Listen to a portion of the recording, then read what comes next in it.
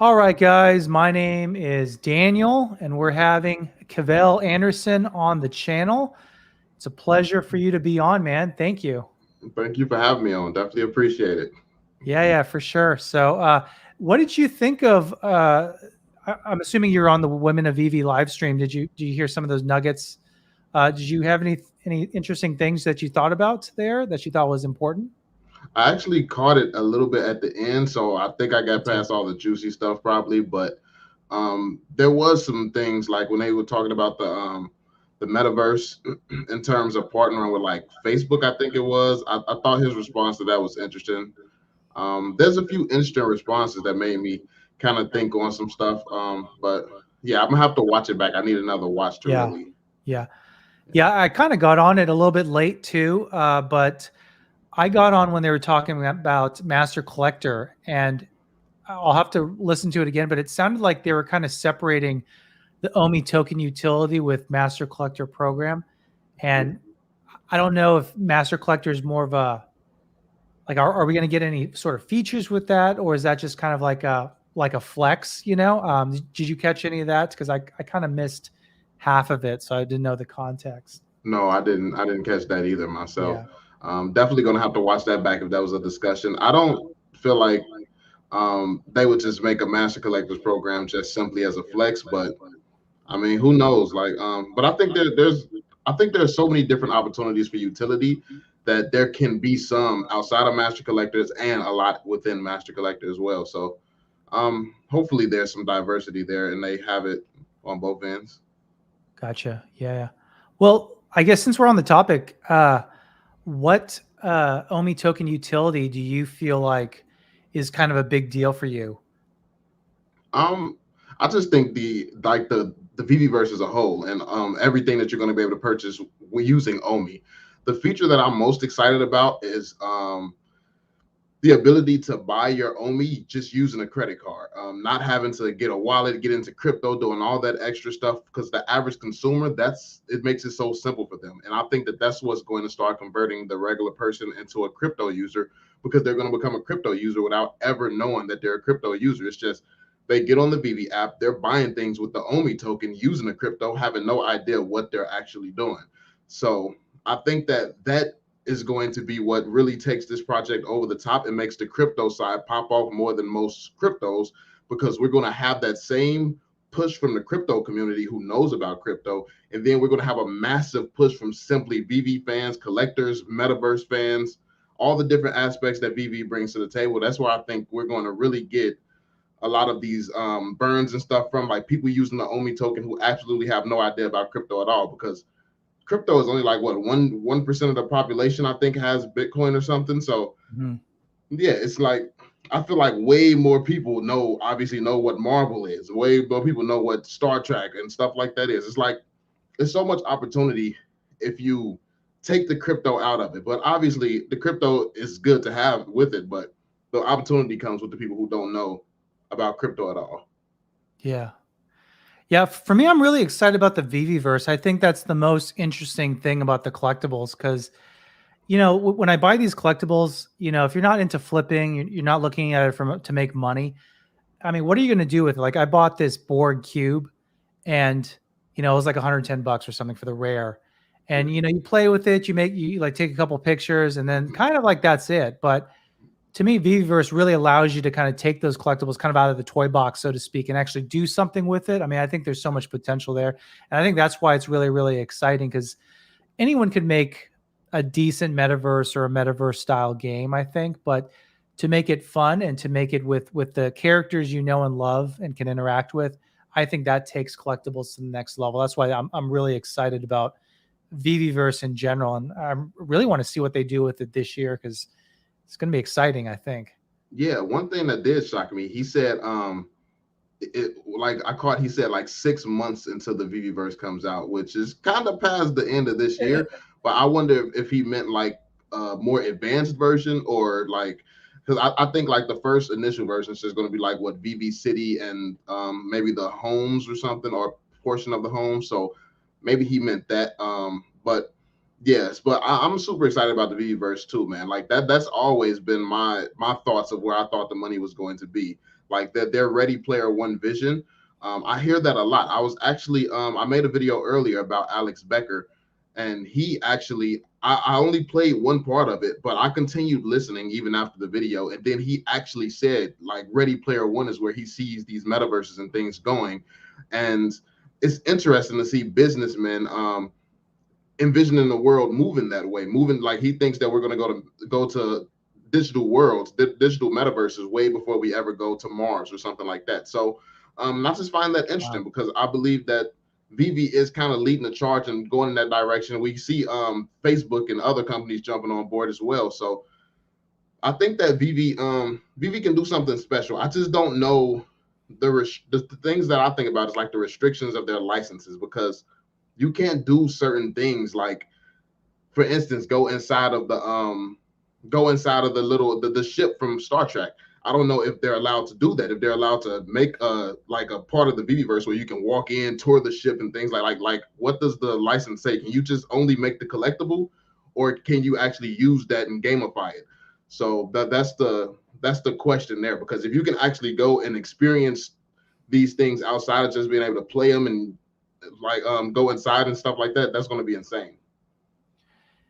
Yeah, I feel like if you're going through the lengths of having a collectible and you have a good loyal fan base, it only makes sense that to extend that out and actually allow you to play with it in some regards. Like I think it's really interesting that the board cube, the USS Enterprise, it's like 1-for-1. So that theoretically could mean you could build something out of it. Like maybe this thing doesn't fly, maybe it doesn't drive like the DeLorean or anything like that, but maybe you can actually go in and explore, and that just would make that collectible way more valuable. And I feel like you can do so much more, make so much money if you do more with it.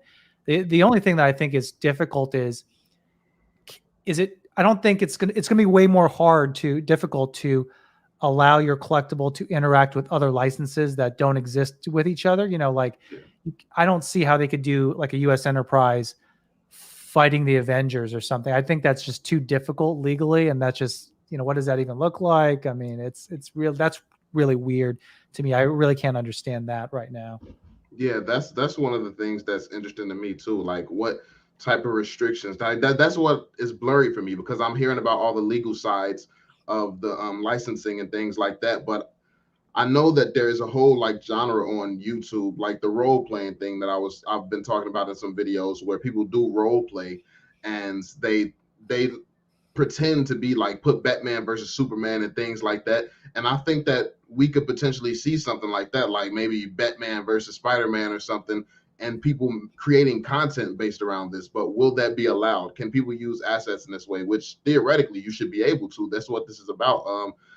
Decentralization. This is ownership. You're supposed to be able to do what you want with these things. So it's going to be interesting to really see how what type of restrictions there is and what licenses and IPs will loosen up on those restrictions if they are there. And yeah, that's the only thing that I'm really concerned about. I know that there's still original stuff that VV can create. A metaverse in general is still going to be cool, just having those collectibles and stuff there. But I do want to see a very nice experience around it. I want to see the Disney world of NFTs, which is kind of what they're like. I'm hearing Disney, I'm hearing Disneyland, I'm hearing Ready Player One. It's setting the bar kind of high. So I want to see that being the direction for sure. Yeah. Yeah. I wonder, because I've always been struck by when Alcon was talking about, the Disneyland of NFTs, because it's, there's like different parks, right? So if you go to Disneyland, Disney World, you go to a Star Wars themed thing, and that's all Star Wars stuff, right? There's no mixture really. I mean, very little mixture, right? Yep. But you go there, you're immersed in Star Wars, and that could be a solution to like the different licenses clashing. Is maybe you can't do that necessarily, besides maybe very basic things like show them off, but maybe you can go into like Marvel World or Star Wars themed Yeah. world, Harry Potter, and then play with that. I think that makes more sense to me, and that also kind of fits with the example Alcon uses, like the Disneyland of NFTs and things like that. So I don't know. That to me is really exciting. Do you see that? Do you see us having a really basic VeVeVerse when it first comes out, or do you think we're going to be a little bit more surprised? It's going to be more advanced than we thought. Um, like so the thing that I've been thinking about for the longest is the fact that VV was crashing a lot when we first got here, um and when you were buying collectibles and stuff, there was a lot of lag. I always thought that there was something bigger holding the servers back. Because just people buying collectibles, I didn't think that that would be causing so much ruckus all over the app. So I think that they've been working on aspects of it at least for a while. I think that there's probably a decent amount done, but they might just hold some stuff back because they are known to do that. They hold back some stuff, even though they've been working on a lot of the IPs and stuff. Like they said, the stuff that we're seeing now is stuff that they created years ago, or at least months ago, as far as Marvel's concerned. But yeah, I think that we're going to see. I think that we're going to be able to see them come out with something basic, and at some point, it's going to slowly evolve, like open up all different sections because my vision, like something that I would enjoy is like I know that there's going to be like the VV City where everyone gathers there and stuff for things, big events and stuff like that. But what if on drop day there's not like one shop in VV City? What if like if it's a DC Comics drop? What if you can go in the VeVeVerse and walk over to the DC section that like it's a DC section, a Marvel section? So now you're going across the metaverse and actually going to these different places to obtain the things that you want and taking it back to your house and stuff like it's a whole experience involved outside of yeah, just a whole experience. So I don't see it being like that from the jump though. Like it's too many brands that they already have released for that. I think they probably will just have VV City, and that's probably it. Like a good experience in VV City. Test that out. Test out the server load, and yeah, that's probably be where we start. I've kind of went back and forth on what they could do, and my belief now is, well, actually, my first fear was they were going to be like, okay, it's going to be the VeVeVerse, and then all it is showroom version 2. You know, like, oh, this is the VeVeVerse. You can invite people to your house, and then that would be kind of, I don't want to say lame, but to me it would be kind of lame if that's what all it was. But now I think that we're going to get the showroom for sure, and then maybe some games. Like they've talked about how Dan Carlos has always talked about how you can race your DeLorean with your Ecto 1. I feel like that's going to be the first game. He's talked about it so much that maybe the VeVeVerse is just a series of games for now. That would be kind of cool. And then eventually they'll launch like the metaverse, you know, the first metaverse. But yeah, I don't know. It's all speculation, you know. Yeah, we have seen Trevor tweeting a lot, looking into these crypto games and NFT games and stuff like that. So it seems like the research is being done into the gaming side. So I wouldn't be surprised to see some gamification and some mini games there come start, because we already know the DeLorean has been drivable since Sure. it came out. So yeah, I wouldn't be surprised to see that. Well, let's take it back a little bit. First of all, you know, we have about 147 people on here. So guys, thank you very much. Definitely, if you like this stream, subscribe to Cavell. You know, make a like on the stream here. But just to take it back, you know, I just want to say that I did start my YouTube channel mostly because I was watching you. I mean, I was watching like pretty much 80% of your content, and then you know maybe some of the others. But you really did inspire me to start my channel because you know I wanted to also have a voice as well. So I appreciate you for doing that. But let's take it back and kind of go back to you. I know you're kind of a successful YouTuber, not even including your Ecomi stuff. So how did you get into YouTube? YouTube was kind of a bigger play for me. It was kind of, I had inspirations of being a pro gamer as well. So it was like a mixture. So in high school, I wanted to be a pro Call of Duty player. So I started YouTube as a way to like make Call of Duty videos. I used to do Call of Duty. I had no idea what I was doing at the time. So I only got like 10,000 subscribers or something on that channel at first. Which I mean that's really good. But yeah, but no, that was like in 3 or 5 years or something like that. I forgot how long I was doing it, and I got like 1 million or so views total. And yeah, so that was that. I started there, but even before that, I knew I wanted to switch over to YouTube and do something because I was a programmer first. I was making online like text-based games and different websites and stuff, and I've always been the type to like put out a lot of content. So I didn't just have one website. I made a Dragon Ball Z game. At the same time, I had a Naruto game. I had a Bleach game I was working on. So all these different animes and all these different games, like I was spamming websites at the same rate I spam videos. So, but the one thing that I discovered was that every single time I made a new website, I would have to do more promotion and figure out how to get new people on this new project. And the same thing over and over. Then I thought like, yo, if I was an influencer, I could just say, yo, go check out this new project I have, and that would get people there. So that's what made me take YouTube a little bit more serious and decide to go the YouTube route like full on, because I thought that YouTube could be a platform that I use to spread awareness to some of the other things that I have going on. So yeah, that's when I switched over to the Mobile Legends channel, which is where I got most of my experience. That's my big channel, AS Cavell. I switched over to that channel, and yeah, ever since then, that's when I learned about YouTube, learned about how to properly do it, all those things. Shortly after that, I made a few more channels. One channel, I think the fastest I've grown a channel is like 80,000 subscribers in like 30 days or something. It was What? crazy. Yeah, it was sick. You got to do the right communities, but yeah, it's so many different communities and ways to do it. And at that time, I took advantage of when live streaming first came to YouTube as well. Live streaming was OP when it first came to YouTube. You got recommended a lot because they were pushing live streams. So literally, I did a bunch of 24-hour live streams and just kept the live stream going for like weeks at a time, and people were going in around the clock to that channel. So, and it was just like pre-recorded content, of course, like hours worth, and the same content ran and blew up that channel. And yeah, that's why I just learned all the tricks of the trade from the Mobile Legends. That started everything for me, really on that scale. So, just real quick, how did you learn programming? Did you learn it from high school? Did you go to school, or did you learn it yourself? I was self-taught. I learned it when I was 7. Oh, wow. So Okay. yeah, that's when I first discovered programming, because I used to play a game that was around at the time, and I wanted to be an administrator on the game. They would never let me, or a moderator or something. I wanted to have an important role because, yeah, I wanted that validation, but they never wanted me on the team. So I was like, forget it. I was a child. I was, forget it. I'm going to make my own game. And it's going to be better than yours. But I actually did it. So it took some years, but I remember one of my first big accomplishments outside of getting paid from the website, of course, was it was like these little voting websites where everyone used to list their games on these voting websites, and the game with the most votes would be at the top. There would be like a top 10 list. My game was literally right under the game that got me started into programming at one point. And that was like a huge moment for me because I had actually done it. That's when I realized, wow, I did it.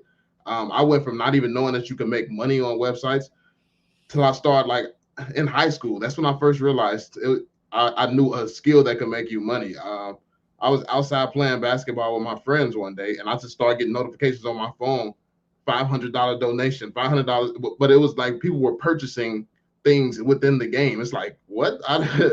Because I used a source code at first for one project, and that's when they just asked for the PayPal email. I put the PayPal email in, and I didn't. They just asked for my email, and yeah, I just didn't know what I had put my email into. Really, I didn't know what the heck that even did. And then I started seeing people purchasing it, and yeah, it's just like I got addicted at that point and was programming like crazy until I dropped out of high school, got hired, and started working downtown for a company who hired me right out of high school. So yeah. Wow. Man, that's an amazing story. It That's was sick. crazy. It was crazy. A lot of crazy risks, but it did well. I did well with it. So, are you still programming, or not so much anymore? Nah. I kind of burnt out on it for. I literally like that's what I do. You might notice by the amount of content that I post, but yeah, I was like that with websites. I was doing a lot of websites, a lot of programming, and it was just. And now it's just at a stage like the internet. I was a programmer somewhere close to the beginning where you didn't need a team of designers just to make something look nice. Like I could do some CSS and stuff myself, make it look nice, like do some simple images from Google, and that would be good enough.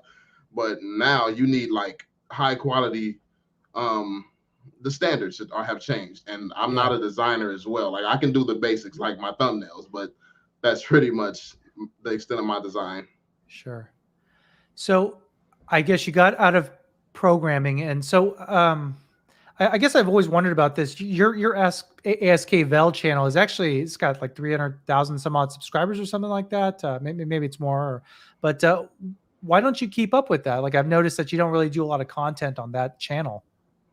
Um, it's more of a I do so many different channels. Like I have multiple channels. So I even had a Facebook channel, Facebook page at one point in time, and it's just I like to dabble and dive into different things.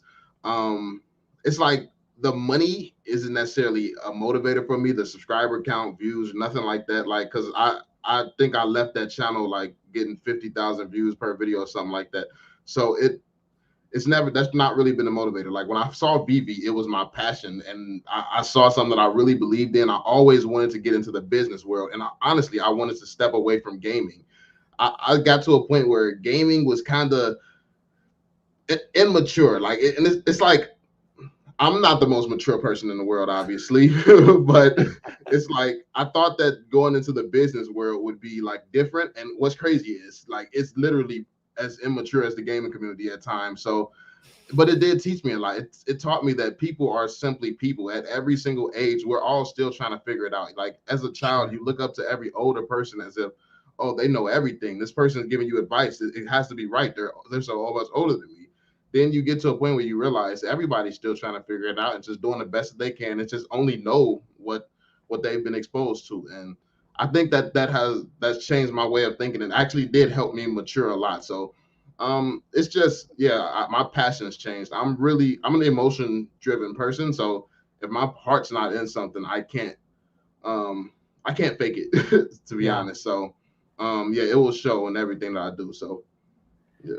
So, like professionally, how do you like where do you draw your income from? Is it mostly from YouTube and maybe some other side things, or do you have like a primary thing that you do to kind of you know put food on the table and stuff? Yeah, it's YouTube. I do YouTube. I still have some successful channels. I run some successful channels. I get paid from Facebook still. Have some Facebook pages as well. At one point, Facebook was one of my highest sources of income. I Wow. had a Fortnite page as well, one of the biggest that was on Facebook at the time. Definitely the highest viewed on Facebook. And yeah, was doing that. So it's been different. Different things, but on like social platforms, video platforms and stuff like that. It's just video creation mainly is the biggest thing that I do, and then I have investments and of course and stuff like that. So um, yeah, and then sponsorships and like just the regular stuff that comes along with the channels. Like I am currently posting a little bit more on my Cavell channel because I am in the middle of a sponsorship contract right now. So yeah, Oh, okay. had to go Okay. back and do that a little bit. So yeah. Gotcha. Okay. So I guess moving on to like Omi, there's a lot of people that have two different camps. People have the $1 Omi, which is what I kind of personally believe is our top, and then you have the $10 Omi, and people say different things, but kind of what's your rationale? I mean, we listen to the same stuff. I mean, honestly, we use the same general information, so we come to different like conclusions. So how would you say you come to your conclusion of $10 kind of price target for Omi? I think we have a difference in maybe rate of burn. I think people think that the supply is going to stay massive how it is. I really believe that it can trickle down to the point where we may not have enough. We may not have enough, but it can get that low where it could be a question at some point. Right now, it's not even thought of that. Oh, there may not be enough Omi. I've always thought that depending on how much they burn, like we don't know the calculations for the VeVeVerse burns, like what percentages are going to be burned for what things. Like we don't. It's just so much information we don't know. And I feel like the team is invested into this token to the point where they'll want those burns to be substantial, and they're going to take that into consideration when it comes down to the token. Also, I believe that Ecomi will at some point venture past just collectibles. I think that that's where they're starting. Like Amazon started with books. I think that I can see something similar with Ecomi. And I think that they will go into like property ownership and things like that, where like Oh, these wow. trillion-dollar industries, like I think because you got to think about it when it comes down to, let's say if that's, I'm not into real estate and stuff like that, but I don't know if it's government that's behind that or if it's the individual realtors or whatever, like however the system works, who is going to be trusted? Is it going to be the company that has all these partnerships that works with all the biggest companies in the world as far as IP wise already? Or is it going to be some random company that just wants to come out and make a name? So I feel like Vivi is, or Ecomi is in a position to where they can expand into these other things and get this money on the other side of the NFT. Because right now we're focusing on the entertainment side of the NFT space. I feel like they can at some point get partnerships even outside of that. And I do think that they're ambitious enough to do that. They had the crypto, they had the wallet, before they even had Ecomi Collect. So that shows you that they do have a mindset where it's not just about the collectibles. Like they are focusing on the collectibles heavily right now, but I think that is going to get much bigger than just the collectibles. I think that they're going to expand at some point, but that's why I'm in for like 10 years to see what happens. I'm in for the long haul. I think that they're going to completely perfect this what they have going on right now. I think within the next 2 to 5 years, VV as we know it is going to be 100% perfect. VeVeVerse everything. Then what's next? I think that is when I feel like the rest of the world will catch on to what NFTs is actually going to be and why it's super valuable as well. I think we got some years before the we can talk about vehicle registrations and things like that being an NFT format. I think we have some years before the world is ready to accept something like that. So I think at that point, Vivi will be at a point where they may be able to go into different things, different side of NFTs. So that's just my thought process. I think that it even with the collectible side, I think it can be huge because of the licenses and IP, but I think that they can do much more. So when you value the $10 OMI, you see beyond the collectibles, beyond the VeVeVerse, even beyond an awesome VeVeVerse, you see them getting into other ventures. I guess is that what you're saying? Yeah, basically. Like if you look at their history, look at how many companies they're involved with. Like look at Al Khan's resume. Look at David Yu's resume. He doesn't sit still. Like I don't know how he have hours in the day, but like yeah, they get involved in a lot of different projects and they know how big this opportunity is in the NFT space. Like they're constantly watching. So I think they're serial entrepreneurs who will jump on the opportunity. You're in the lead to the point where you're trusted already. You come with credibility because you have hundreds of these powerful brands and connections. So I think they are the type of people who would leverage that and expand Ecomi even more. Gotcha. So yeah. What do you think is the biggest thing that's going to stop Ecomi from being successful? Because on one hand, I've done my research, and I definitely feel like Ecomi is going to do very, very well. I don't know what that looks like. It could be $10 OMI, could be higher, could be a lot less. What do you think's the biggest problem with Ecomi, the OMI token right now? The biggest problem, I think, I don't know. It's just as long as they continue to deliver on their promises, it's just being able to maintain the balance of keeping the licensors happy, because I think that's a big thing for them. Their whole project is based around these licenses, and but they have spent like decades, literally decades, not screwing up licensing deals and things like that. So I don't really see much of a risk. Like I know some people are worried about whales and stuff and the sell pressure and all of that. I don't really see that as a concern. I think that once the mass collector program is here and once they have stuff like staking where people can lock away their OMI, like I don't think that it's going to matter. All this, especially once we get on other exchanges and things like that. I feel like the token is going to stabilize. It's going to be fine. These guys are going to sell out of their positions completely at some point. And yeah, I can't see one clear thing that I just look at and say, okay, that's going to be the end of this company. So yeah, okay. I don't really have one. Yeah, for me, I don't know. Right now, I do think whales are a problem for price in the short term, but you did some videos on that David Yu interview translation. And from what I can see, I mean, I don't know Chinese or anything like that, but it just seems like they know that this is a problem and they have a plan for it. And that made me actually feel a lot better about the whale problem. They have a strategy to deal with that. So as long as they have a strategy, I'm kind of fine with what they do going forward. So we'll take some little super chats here. Zach R says, the homies Dan and Cavell. Zach, thank you for your donation. Mr. Collector 28, thank you both for all the work that you do. $4.99. Thank you very much. Appreciate and here's a good question here from Atomic Z06. Can you talk about the uncertainty of the NFT floor prices, given that we don't have the ability to see transaction history like on other platforms? I feel we need this ASAP to validate values. NFT floor prices.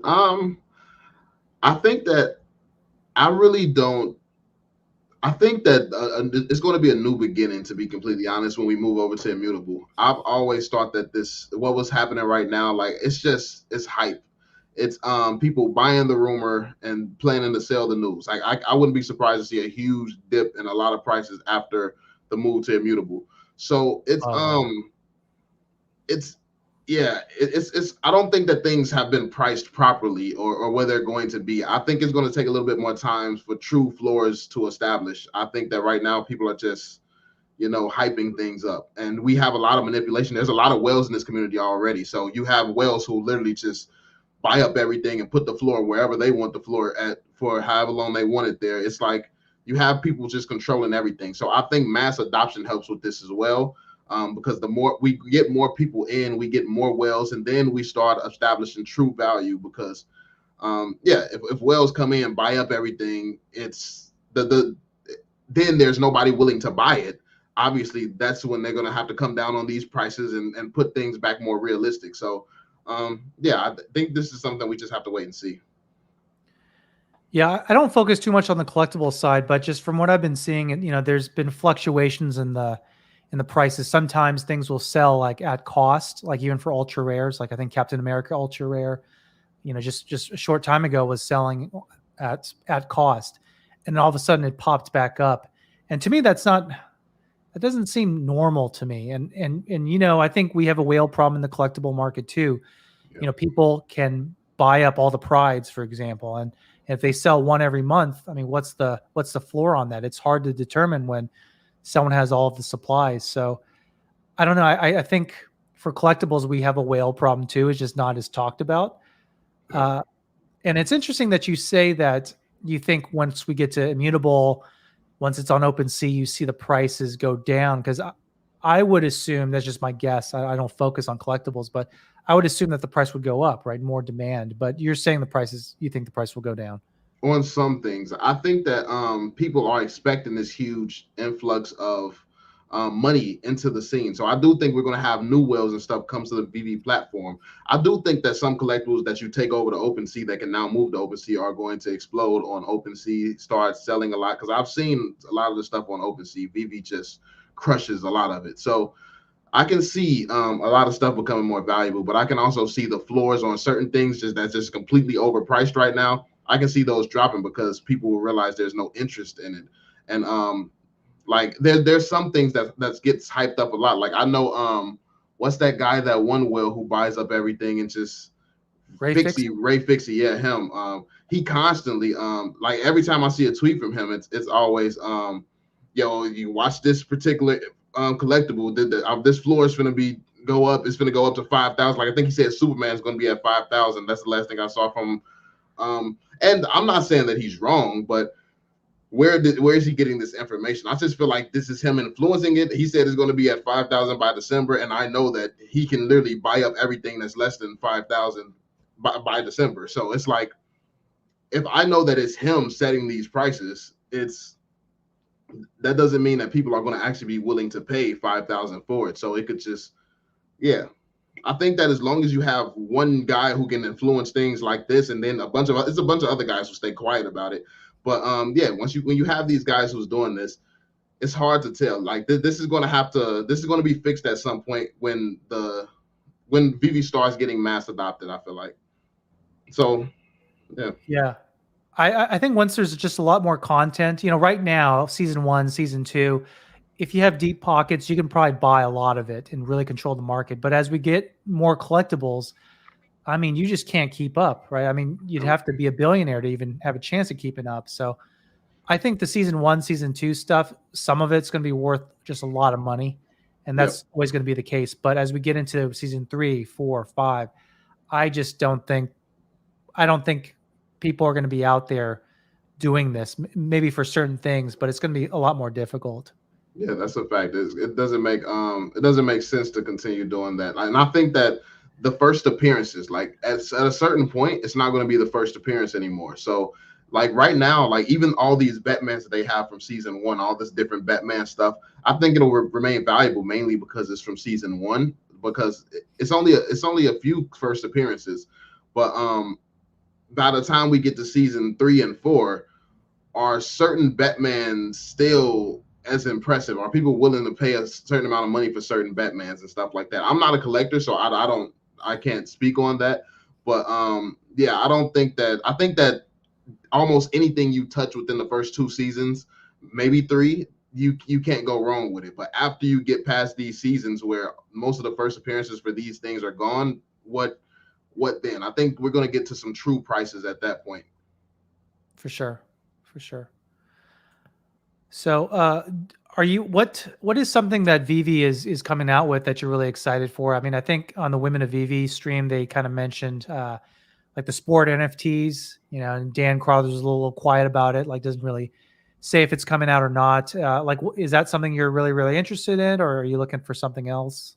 Oh, actually, yeah, I'm not big into sports. I've never really watched sports, but I am huge into anime, so Yeah, I'm excited for that. Even though like this stuff with Bitcoin going on, even though I'm not too concerned, Bitcoin gets banned in China every month. So it's I'm excited for the anime side of things. Even though David was talking about how how difficult it is to secure these licenses, since he said there was like for one episode for one season, that's one licensor. Then the second season could be a whole different licensor, third different license. So with all these different licenses you would have to obtain, yeah, that's kind of concerning. It's like how many animes is it realistic that we can have here? But I think they know what they're doing.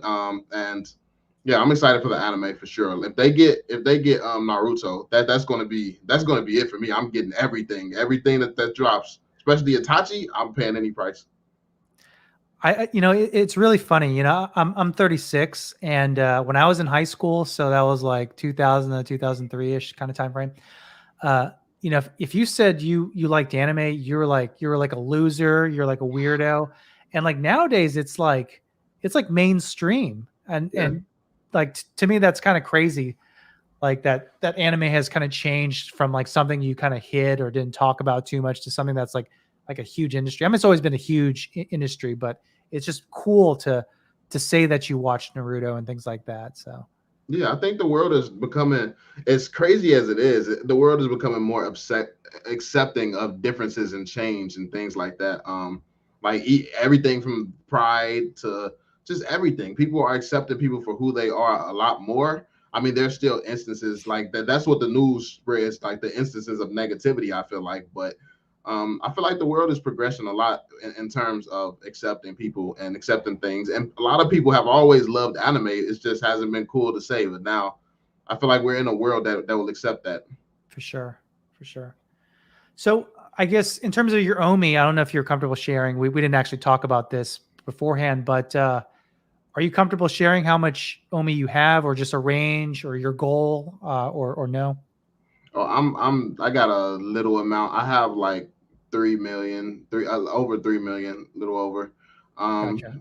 Not anything crazy. Yeah, I could have more if I didn't have all the collectibles I have, but I tried to diversify as much as I could. But I don't think that I didn't completely liquidate every other asset I have to dive into Omi. Even though I believe in the project, it's just obviously there's safety and there's security and things like that I have to consider as well. So I put in what I could afford to put in at the time, and I'm fine with that because I see I see the obviously my price point that I see it going to.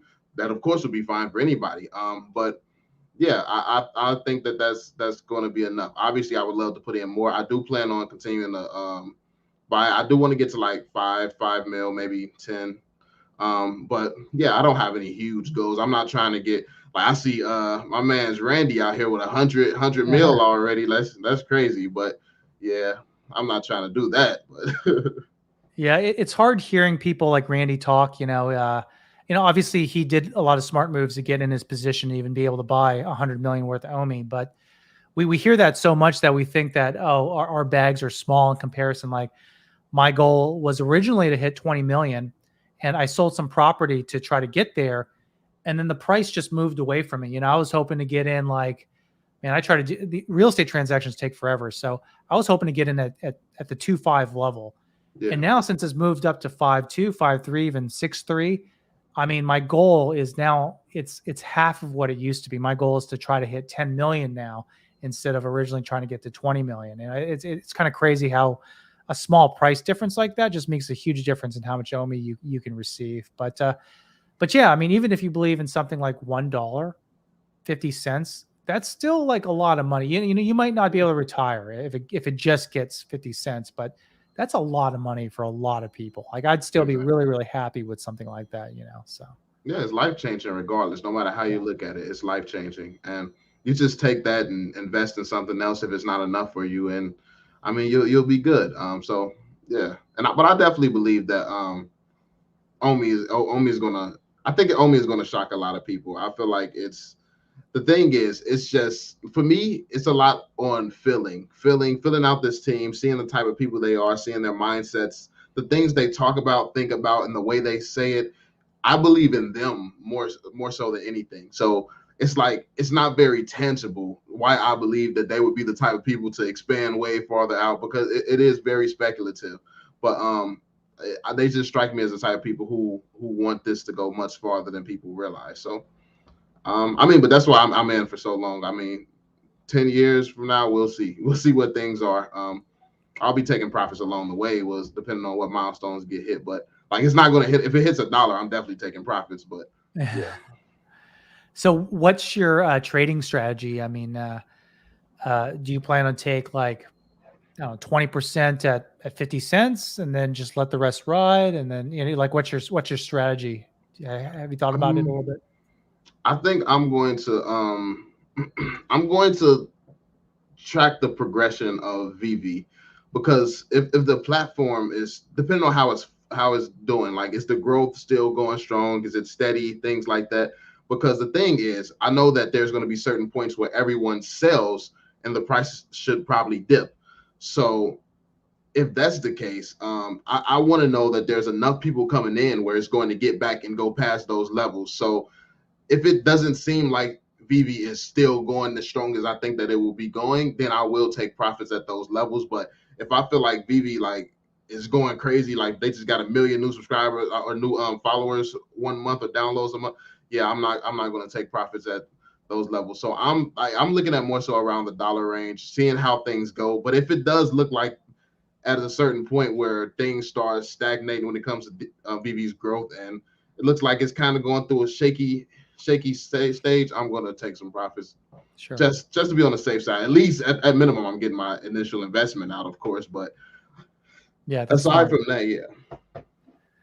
Resloan, £4.99 donation. Thank you for very much. £5 Omi. Let's go here. So I guess I had a question about, actually, there was something here that I wanted to talk about. Let's see. Oh, here. Oliver says, supply is the biggest issue. Is it a big issue? You think supply? The token supply, I think, is talking about how many token. I hear this all the time. I'm sure you do. Like, they got 750 million tokens. They have way too many tokens, blah, blah, blah. What do you think of that? I don't think that supply is a big issue. I think that people speak in the short term, not being able to wrap their head around how can you burn this many tokens? Like I said, not that I think that VV would actually do this. If they come out in the VeVeVerse and they say this is gonna, like, they put something where it burns 1 billion tokens per month, then or 1 billion tokens per day or something like that, something crazy. Like obviously that wouldn't happen, but I think that we don't know what type of burn mechanisms they're going to have in place. Like we don't know what type of incentives people are going to have to burn their OMI or stake and things like that. We don't really know how many tokens are needed, because all we do know is that Dan went from having discussions talking about, yo, we should leave half of the token supply behind. There's no need for what do you say, 50 years, 50-year supply of tokens, to then the discussion led them to say, no, we need to keep all these tokens while we move over. Me and my trust in them, knowing what they're doing, them being visionaries and forward seeing, I believe that they saw something that we can't see yet, because they only give us pieces. They only give us what they want us to see. So they see the whole picture. They see the whole board while we're looking at these pieces, trying to figure out what pieces mean. So knowing them, I believe that they have a plan for how to burn these, and they have a plan for what they're going to be used for, because they make it very clear that these are utility tokens and they need to be usable throughout VeVe. So I think that we're going to have a lot of different ways to use them. Some ways that we've thought of, some ways that maybe we haven't even thought that they would consider. I saw somebody asking earlier, would they consider being able to earn it, like earn OMI in the game, like earn, like some type of game where you can earn OMI, or some way to earn OMI in the VeVeVerse, like XE Infinity, I guess.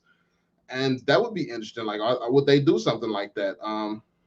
It's just, I think that there's things that we haven't even, that they're discussing things that we haven't even thought to ask yet. And I just think that, yeah, I don't think we can't know that it's a problem. Just like I can't know that it's not a problem, I can't just sit here and assume that it is a problem. So based on what I do know about the team, I wouldn't assume that it's a problem. I don't think that it is.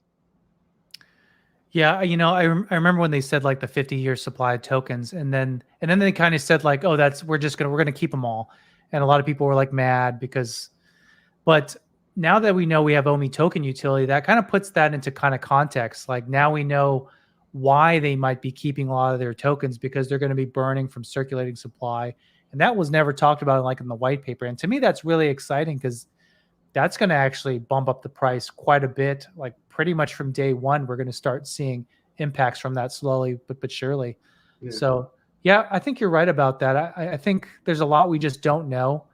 I mean, what we do know is what they give us. So they're kind of pointing us in a direction, and we don't know what's in front of us going forward, So it's interesting. I think it's very easy to panic and go to worst case scenarios and things like that. I think people tend to do that a lot, and it's fair. It's your money that's invested. A lot of people put all that they have into this, so I'm not mad at that. But I do try to stay like level headed and really understand, like, look at these guys' history, look at their resume, look at what they've done throughout the time that I've been here. That like they've kept their word from the things that they've said.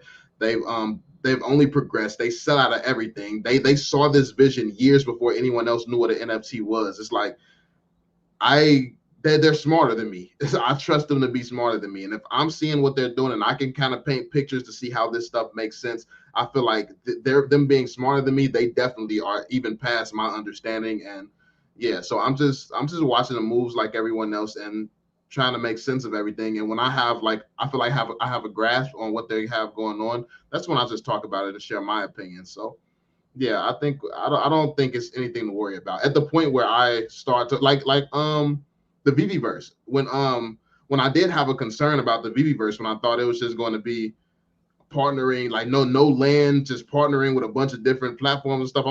That's when I'm thinking, how are you gonna burn all this OMI if you got to split it between all these different games and stuff like that, like split profits? That was what was concerning for me. But then when Dan came out and said, no, we're still going to be able to buy land and stuff, like, okay, that made me comfortable again. So yeah. So I don't know if I want to talk about this too much, but there was a supposed token model going around like on YouTube and stuff like that, where you stake a certain amount of OMI, you get level 1, and you stake a certain amount of OMI, you get level 2, and it goes up like that.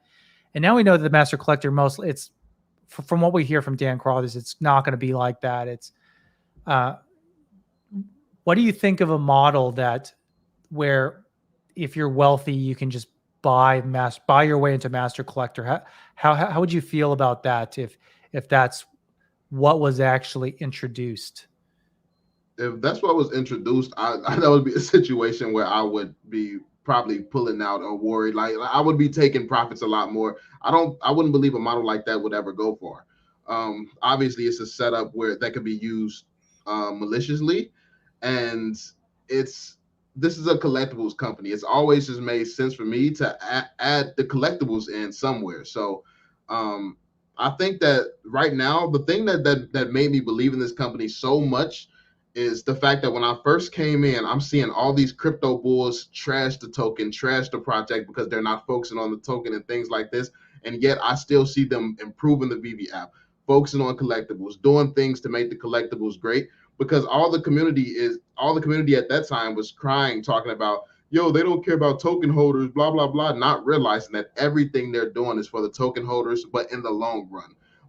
It's no point in just having a token that does nothing. That's for nothing. It's like, what reason does the token price have to move if there's no product? So seeing them tough it through all that and continue focusing on the things that matters, getting securing these licenses, making an amazing product, it's just that's what made me build my trust in them. So yeah, I like seeing a model like that would make me question everything. So yeah. Sure, for sure. Okay.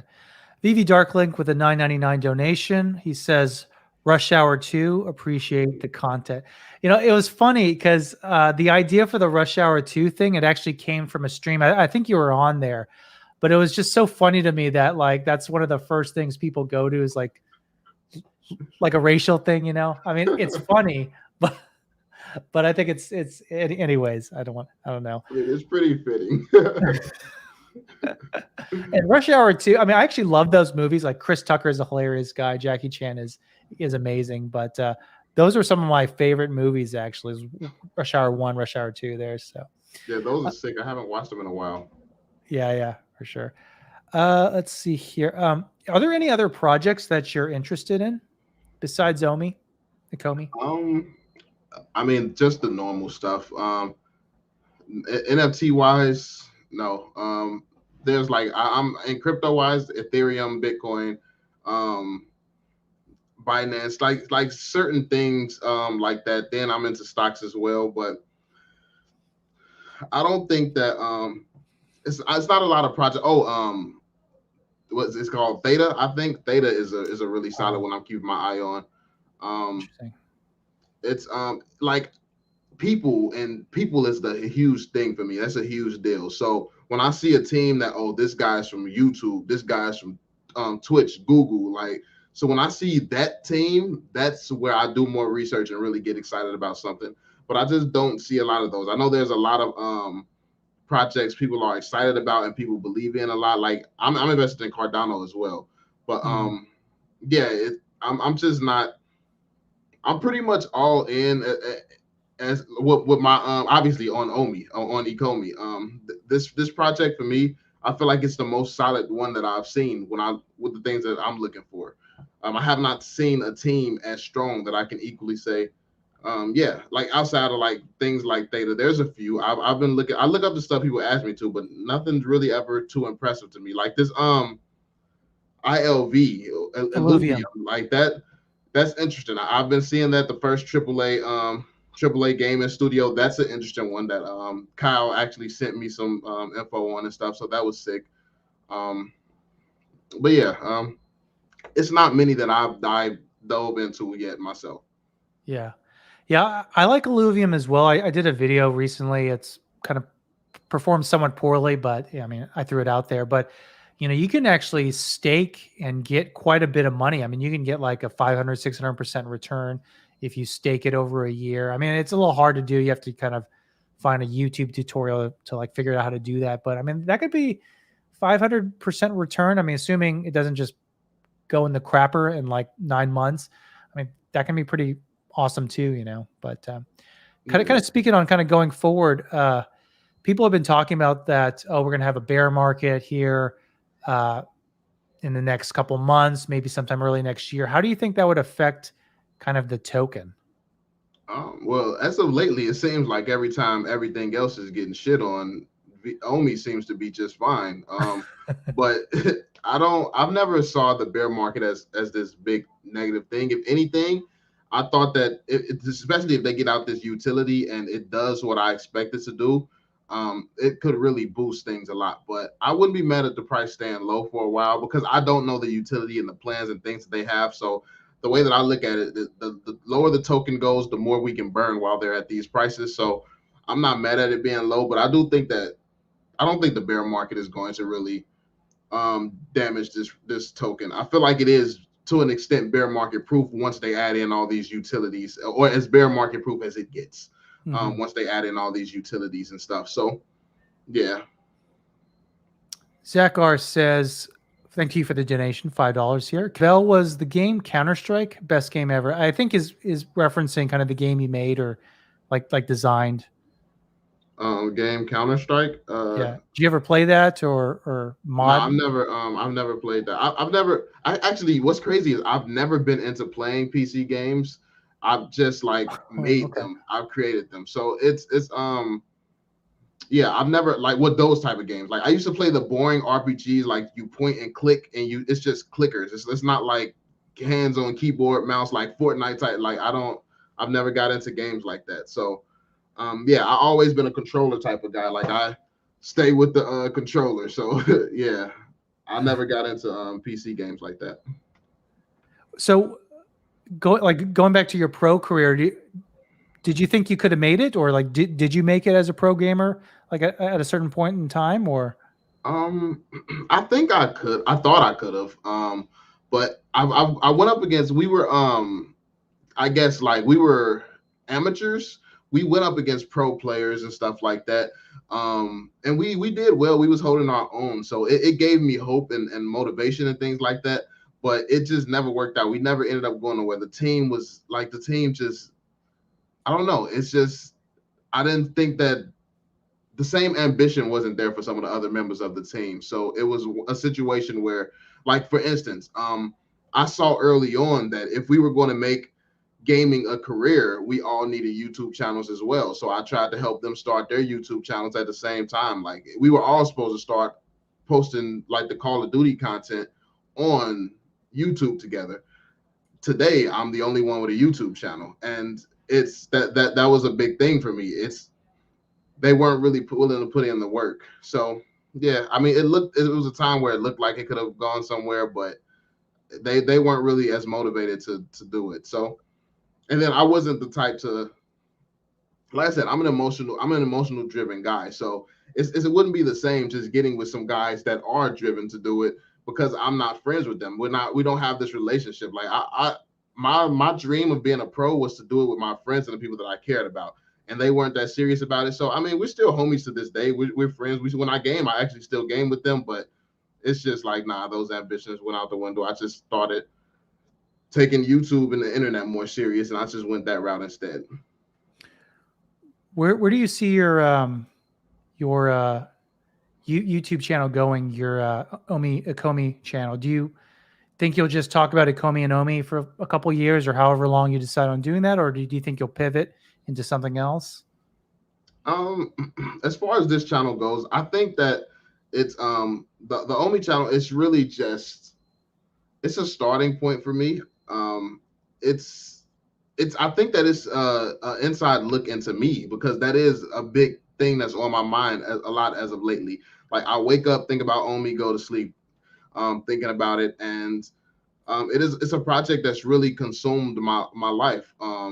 So I think that it starts there, but I will slowly pivot and start introducing other aspects of my life, like maybe vlogs, maybe talk about some other investments, maybe like just I do want it to be based around business, finances, and things of that nature. Really, me just trying to figure it all out because I don't have it all figured out or anything. I want to learn and I want to get into things like real estate and stuff like that, and stuff that I just don't completely have no idea about. But yeah, I think a lot of me growing in those business areas is going to be documented on this channel at some point. I feel like just right now at this current stage, it's still a lot of like it's the beginning and early stages of the community.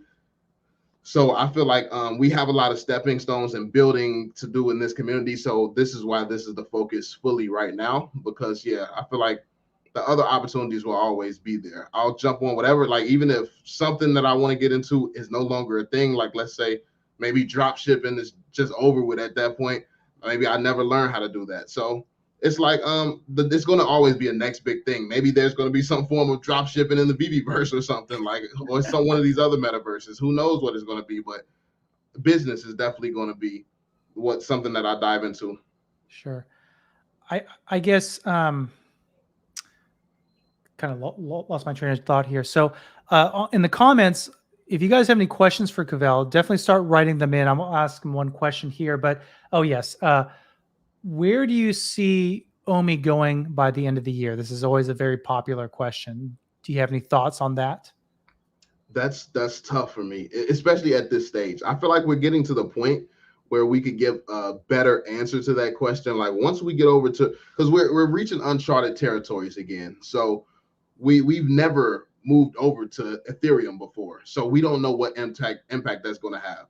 We've never been able to withdraw funds from the project, so we don't know what impact that's going to have. I feel like it's just so much uncertainty, so many things that could really blast this thing off, but we just don't know exactly what it's going to do, because if let's say one of these big events happens, it blasts off, but then a whale says, nah, now it's my payday, then it's like yeah, we're kind of just in the same spot we've been in. So it's hard to say. I think we definitely I think the 2 to 5 cents isn't unrealistic, but is that going to happen? I'm not sure. I feel like we need to see like when is the utility coming?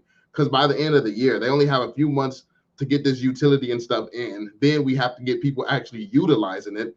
The VeVeVerse has to have X amount of things to really keep the utility going.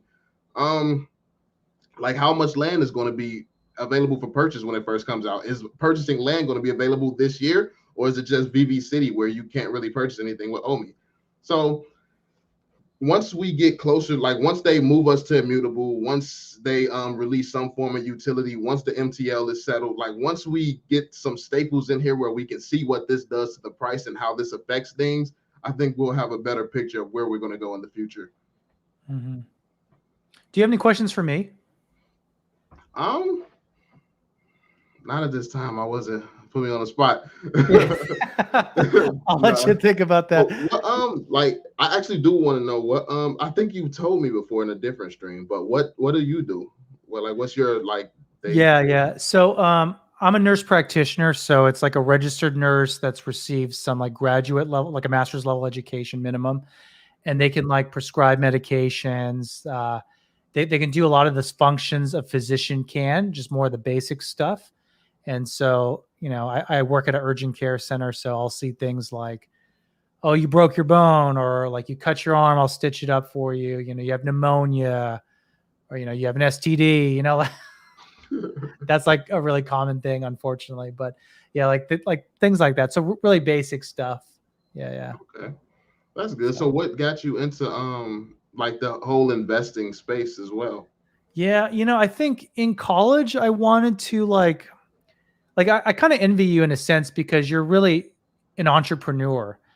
And I was raised more as a guy that just like in the Asian mentality, you like go to school, don't take any chances, and you get a good job, and then maybe you'll make a lot of money and you'll be happy. And so I always liked the idea of being an entrepreneur, but I was so like risk adverse that I never really did anything like that. And so I guess the only way you can be an entrepreneur in a sense is like to start investing and things like that. And, you know, I got into crypto in 2013. You know, I got into Bitcoin. You know, I didn't hold. I just paper handed most of the time. So I never really made any big money. You know, I at one point I had like, you know, 30 to 40 Bitcoin. And obviously had I held, that would have been the greatest decision ever. But, you know, I kind of paper handed a lot. And I did the same with Ethereum in 2019. So kind of getting into crypto now, this is my way of finally like learning from all those mistakes, really a lot of mistakes. And that's, you know, I haven't sold anything, you know, throughout this whole period of time. I haven't sold any Omi, you know, Bitcoin or Ethereum. I just keep accumulating because I don't really want to make the same mistakes that I did like all those years ago, you know. So Yeah, I think everyone has those kind of stories like when you first get started. I was the same with Netflix. Like I invested in Netflix super early on oh really? and I didn't hold and yeah, it obviously it blew up and I stood to make a lot of money, but I was sold out paper handed. Like as soon as I saw it going down, like I saw the chart going down, I'm like, oh, let me get my money out before it goes to zero. Like I just completely didn't understand what was going on. So when I was investing before, it's just all losses. So yeah, when I got back into it around the Dogecoin like craze, I actually right before I got into it before I was invested in Dogecoin before it started blowing up this time with the whole Elon stuff. So ever since then, that's when I really started diving into more cryptos and I found Omi. Like what's crazy is I found Omi because of Vivi because of Johnny Dunn. So like I saw Oh him yeah, yeah. posting under Gary V. So yeah, that's when I found this project and yeah, but that's Tell me the crazy. story with that because I think I've heard it from him a little bit. Like he's talked about it briefly. I think. Uh, how did you get into Ecomi from him, from Johnny? I've just always been watching Gary V talk about NFTs and stuff like that, but I would look on OpenSea and it would just look complex and like it was hard to understand, especially not knowing anything about it. So I would just ignore it. I would completely ignore it. But then I saw I saw Johnny Dunn post under one of the Gary V's little NFT speeches, and he posted VV. I'm like, 4 letters, simple enough. Let me type it into the App Store. To my surprise, the first thing that pops up is Batman. So I look at it, I'm like, Batman, this seems legit. So I just download it. And then the rest is history. I jumped in. I actually jumped in at a time where there was still Batman collectibles on the shelves. Like I could have bought, but I wasn't buying collectibles at that time when I first jumped in. So yeah, that's what got me. I instantly jumped in. I saw this. I saw all the licenses that they were bringing to it, and honestly, it gave me gamey type of vibes. And coming from my gaming channel, of course, I always wanted to dive into business. I wanted a reason to really take my education into this space serious. And VV gave me that best of both worlds where okay, putting this into collectibles perspective, like including this is gamey enough that I can understand and wrap my head around a lot of stuff that maybe just diving right in I might not have caught or understood before. So yeah, that's pretty much what got me started. Oh, okay. So with the Dogecoin, did you actually make a huge profit, or did you sell before it pumped, or? I'd made a profit, but I hadn't invested a crazy amount. I think I only what I think it was like only $100. I maybe got like a couple thousand or something. It wasn't anything crazy, Sure. but I sold early. I didn't sell like after it mooned for real. I did get some profits though. It was like I sold after Elon's first tweet or whatever. So Okay, gotcha. I actually yeah, I liquidated that at some point for Omi. So yeah. Yeah, like a buddy of mine, you know, for me, I never invested in Dogecoin because if you knew about it back in the day, you know, you may have people were like giving that out like on Reddit. Like if they liked something you did, like they would like tip you in Dogecoin, and it was like it was like a joke, and it was like an anti-Bitcoin movement because people were like frustrated with how Bitcoin people were only infatuated with money, and it was like the anti-capitalist coin, and now it's like the opposite. Now it's like people are actively investing in it. It's kind of a weird evolution from like a joke coin, and still to me in a sense is kind of a joke coin. I guess I Yeah. don't know, but yeah. There's a good question here, I think, from Batman Invisible. If one day Omi goes to 10 cents, do you take profit during this time? His French, sorry for my English. English is good, man. If one day, me personally, I wouldn't take profits. It comes down to I don't know if I'll take profits. It comes down to how VV is performing. If VV is still showing no signs of slowing down, then I'm not going to take profits because I already know that at that point, a lot of other people are going to try to take profits as well. So, if anything, if I was planning to take profits, I would probably take profits right before that point. But yeah, I'm not planning to take profits. I'm planning to just hold through it, and also that's going to be a good time to learn. That's going to be a good learning experience for me, so I can really come up with a stronger strategy as well. Because I can see what exactly happens when it hits these milestones, how far it drops down from these milestones once it hits, and how long it takes to get back up there. And if it speeds up with time or if it slows down with time. So then I can really educate myself on how the OMI token is going to move based on the community we have. So, and once they add the utility here, what does that do to it? Like, does it stop the drop from being too much, or does that change where the levels we go to? Just like a lot of studying and education that I can get from the experience. So mainly I'm just at the stage where I'm watching. I feel like we have a lot of room to go places. So yeah. So I know some people in the community, like I'm kind of excited for the idea of like a, I don't know, like a 1 cent part, like virtual party, or like a 5 cent real party, 10 cent party. Would you attend one of these parties if you were invited? If it was like 5 cent in Vegas, 10 cent in New York? Oh, definitely, definitely. Yeah. Because I'm you're in definitely Chicago, right? Chicago area. yeah, I'm in Chicago. Yeah. Okay. Yeah, That's I not too definitely far away. attend. I'm looking forward to stuff like that. I wanna have like a VVCon or something. Like I want to be able to meet up with everybody and chill. I think that would be dope. Is your girlfriend does she know you're kind of famous in this community? I mean, you're probably famous from like other stuff too, but how does she take that fame? She Does she think it's cool? yeah, she thinks it's cool. She what's crazy is she was actually here before I started this, and she's an artist, so like that's one of her pieces right there. Uh-huh. She's actually working on an Ecomi piece right now that she wants to try and sell. So yeah, it's really good. It's coming out great too. So I'll be showing that on the channel eventually here. But yeah, she's always been super supportive. Like the first time I was still a little bit more active on my big channel at that time when we first started dating and stuff. So she saw that and she was showing everybody, her friends, her sister and stuff. And yeah, it was just always really good vibes.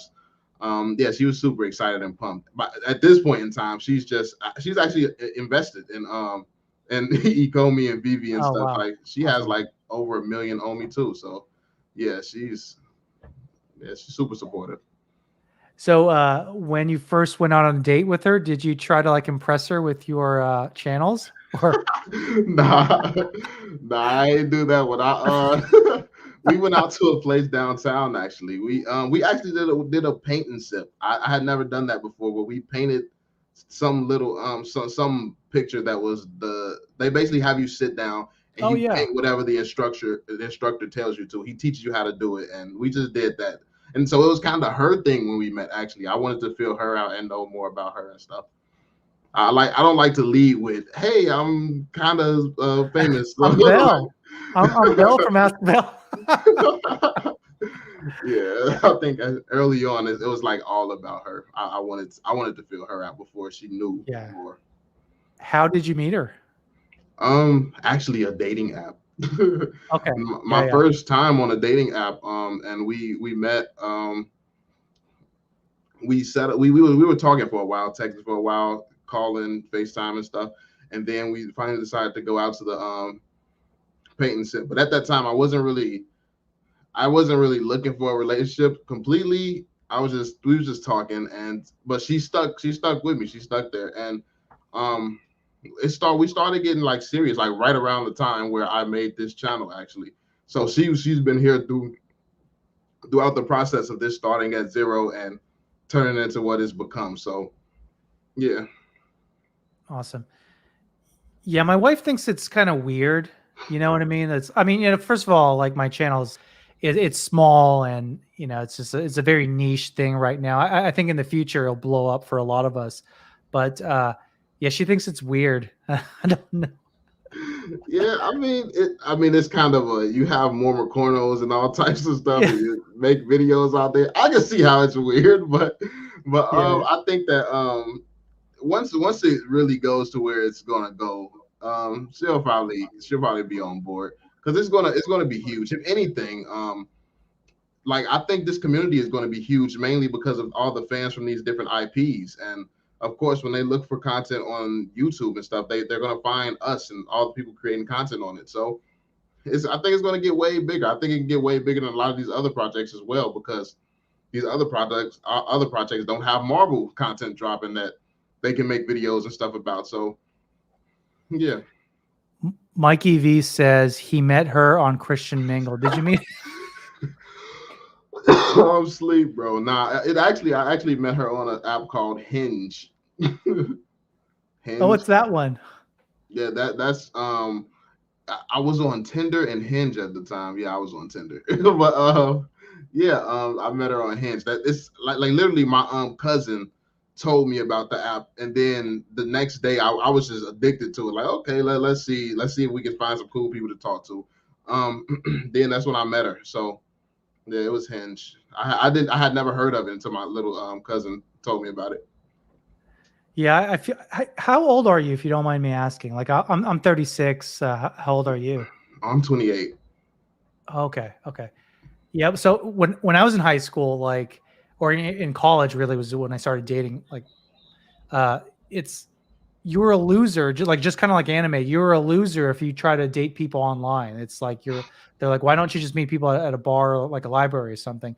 But now it's like that's the only really way to date people. Like I don't know how it's hard to date people nowadays, like in real life. You kind of have to know them or something like that. Like apps are kind of where you meet new people. I Yeah, think it's so nowadays. efficient. I feel like apps is way more efficient. You can, before you even have a conversation with somebody, you can see, oh, you like anime, you like watching movies, you like Yeah, this food, like as opposed to just, oh, so I hit somebody at the grocery store. Let me be that weirdo and walk up to her. And it's like, it's weird to just walk up to somebody and try to talk to them while they're shopping or at the gym.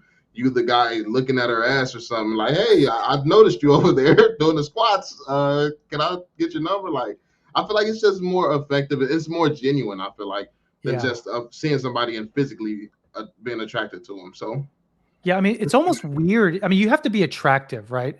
For you to like hit up someone at a gym or even at a bar or club. Like if you're not attractive, they're yep, not even going to give you the time of day, and you might be a great person. You might connect with them like in a different environment. But at a bar, gym, or something, it's tough. Like yep. I would hate to be on the market again trying to like find someone because it'd be ridiculous, you know. Yeah, I So think that the internet definitely changed that. But I've always been like I've been an internet guy since it came out. Like I was early on to the internet. Like I was when I was learning the program, Google wasn't even really much help. I had to read books back then because Google wasn't what it is today.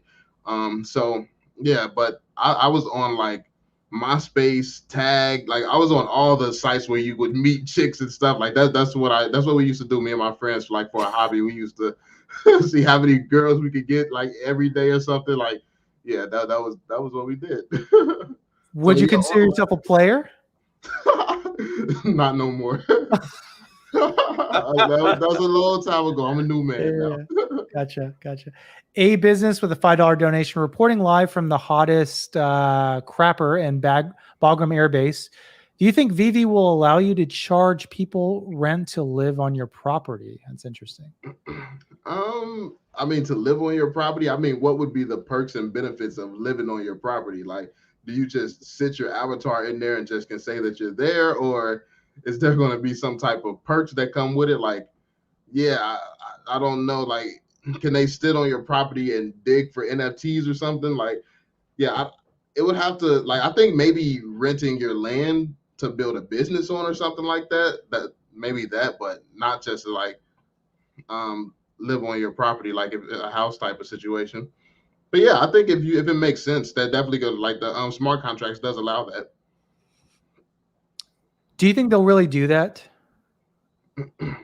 Like Like allow you to like start a business? Like some people have talked about like I think Randy talked about he wants to buy all these season 1 and 2 NFTs to have a museum and maybe charge someone a little bit of money to go in and play with these NFTs. You know, they can't leave the museum or anything, but you pay a little bit of money, you go in there, do your thing, and then leave. Do you think that's viable? I definitely think they would they would be open to doing that. And but I think that based on how they're talking, I think that they would be open to making the VeVeVerse similar to the real world.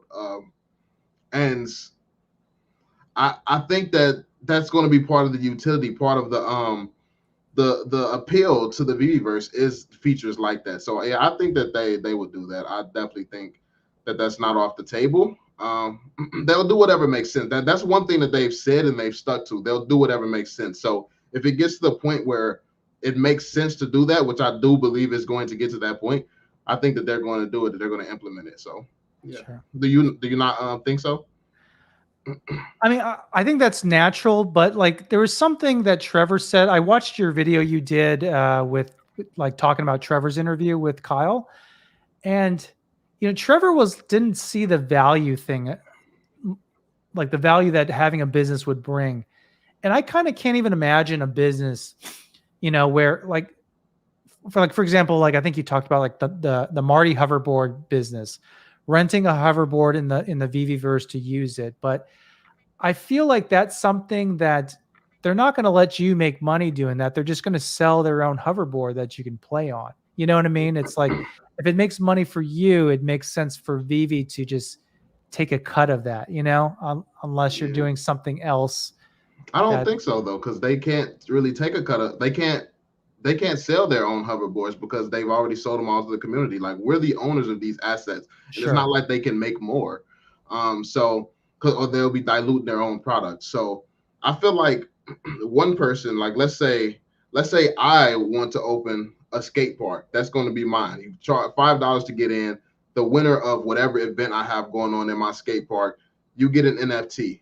Then since I have a skate park and it's a lot of people who are doing it and some people don't have the NFT to do it, let's say you want to open obviously a board, like you want to sell the hoverboard so people can come there to your shop, rent that out for some time, come to my place and to go ahead and skate and try to win whatever. And let's say I'm giving away a Rizzo or something, they want to try to win that, so they're there, they spend all day doing that.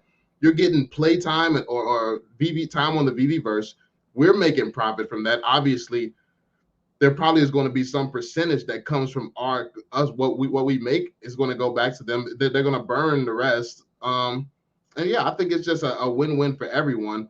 I don't think that's out of the realm of possibilities. I feel like, and it does make sense in that regard. Like Trevor's big point was, why would someone pay when you could, like, let's say, buy Tony Hawk and skateboard for free? It's like, can you win a Rizzo? Can you win something worth thousands of dollars when you're doing that? It's like, but it was you, like, and as a business owner, I would be responsible for figuring out how to make people be willing to pay me that money to come to my business. It's like, that's not a problem for Vivi to figure out. That's my issue. Just give me the tools to do what I want to do within obviously restrictions, and let me fly. Let me figure out how to get the business to my business, and I'll be the one if I have to put up a Rizzo. And I know that's what it takes for people to come in and flood up the place and fill the building. Then that's what I have to do. But it's my business. Let me do that, like the real world. I see them doing something like this. Like, let's say they allow you to use those hoverboards. They were pretty inexpensive when they first came out, and you can use Marty's hoverboard. Yeah, maybe you can rent those out. But I can easily see them also just saying like, well, maybe we won't use a Hasbro branded hoverboard. We'll just sell a generic one for half the price so that other people don't feel left out. You don't have to pay $20 in real life or $20 in gyms to rent a hoverboard from you, to fly around in. You can just buy your own 50% off, VV themed board. You don't have to pay a licensor. They get a big cut of that. It's probably not hard to design the most generic, crappy board possible.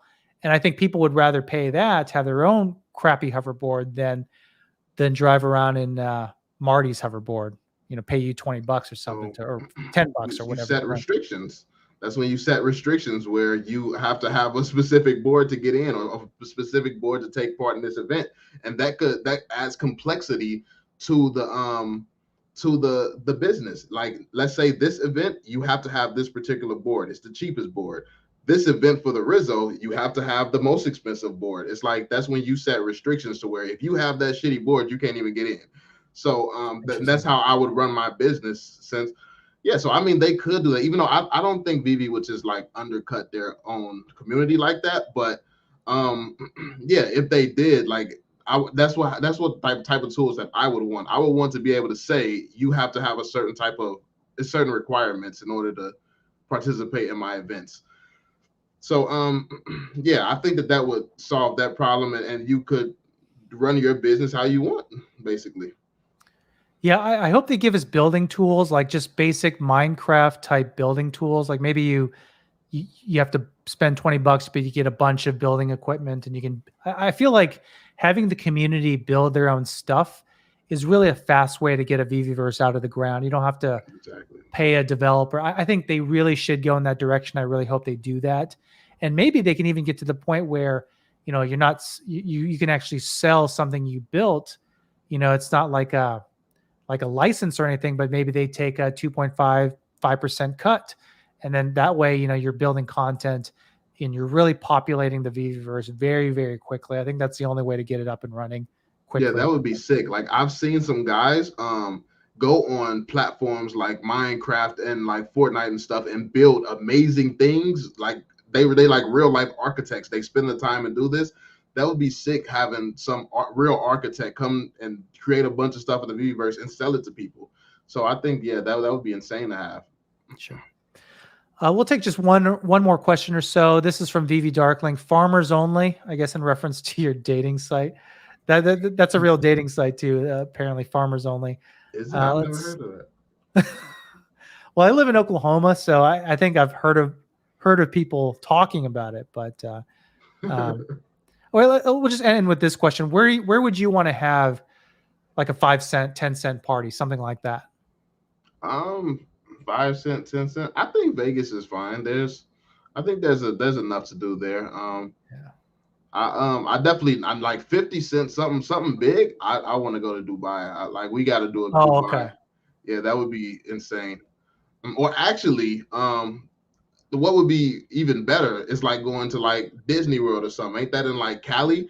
And actually going to some Disney Marvel type of it. Like, yeah, Disney World would be sick. Actually, that's a good idea. Disneyland is crowded, but that would be really, really cool. Actually, I don't think anyone's ever like said that actually, but that would be kind of neat. Yeah. Show some love to the licensors and stuff who, like, as a thank you to Veve. Like, yeah, that would be insane. Yeah. Well, Cavell, hey, I appreciate having you guys on, or having you on here.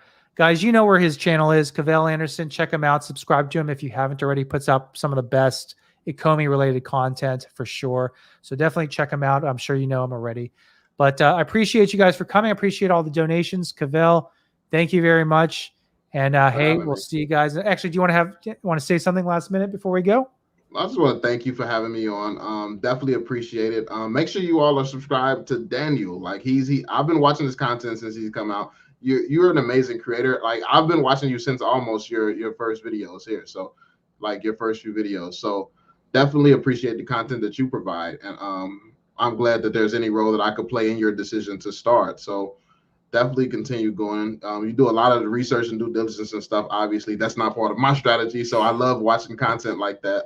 Sure. So yeah, thank you for having me. I definitely appreciate you taking the time to talk to me a little bit. And yeah, and thank everybody. Thank you all for coming out and chilling with us for a little bit. So yeah, have a good one, y'all. All right. Take care, guys.